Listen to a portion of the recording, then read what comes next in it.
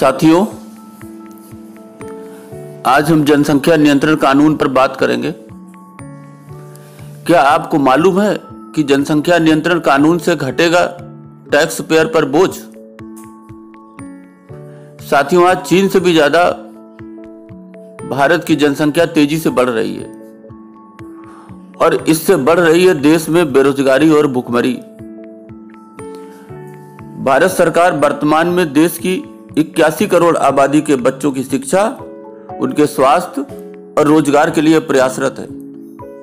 लेकिन अगर जनसंख्या नियंत्रण के लिए जल्द कोई कड़ा कानून नहीं आया तो यह आंकड़ा बढ़ता जाएगा, क्योंकि इस देश में आज भी अधिकांश बच्चे सरकार के भरोसे ही पैदा किए जा रहे हैं और सरकार भी उनके बच्चे पालने के लिए दूसरे तरह के नागरिकों पर यानी टैक्स पेयर के भरोसे ही खड़ी है।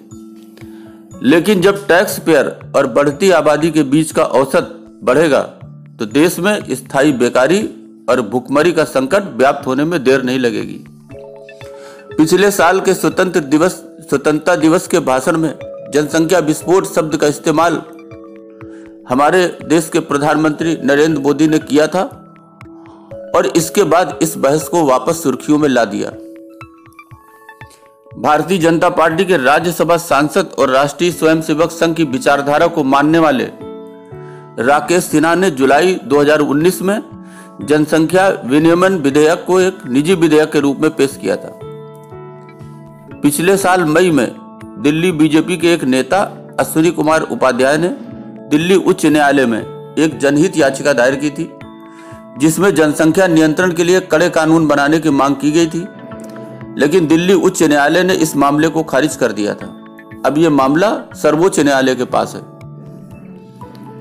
साथियों, 2018 में लगभग 125 सांसदों ने राष्ट्रपति से भारत में 2 बच्चों की नीति लागू करने का आग्रह किया था।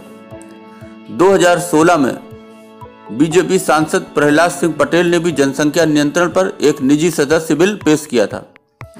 हालांकि यह अधिकतर निजी विधेयकों की तरह मतदान के चरण तक नहीं पहुंच सका।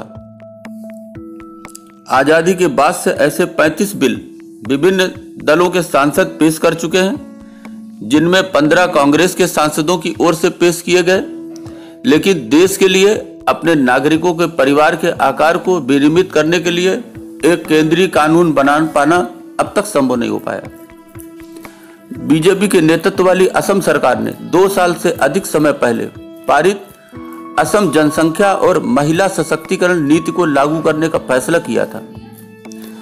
इसके तहत जनवरी 2021 से असम में 2 से अधिक बच्चे वाला कोई भी व्यक्ति सरकारी नौकरी के लिए अब पात्र नहीं होगा। 12 राज्यों में ऐसे ही प्राविधान लागू हैं, जो 2 बच्चे की नीति की शर्तों को पूरा न कर पाने की स्थिति में योग्यता व अधिकार से जुड़े प्रतिबंध लगाते हैं। इन प्रतिबंधों में पंचायती राज संस्थाओं के चुनाव लड़ने से लोगों पर रोक लगाने का भी प्रावधान शामिल है।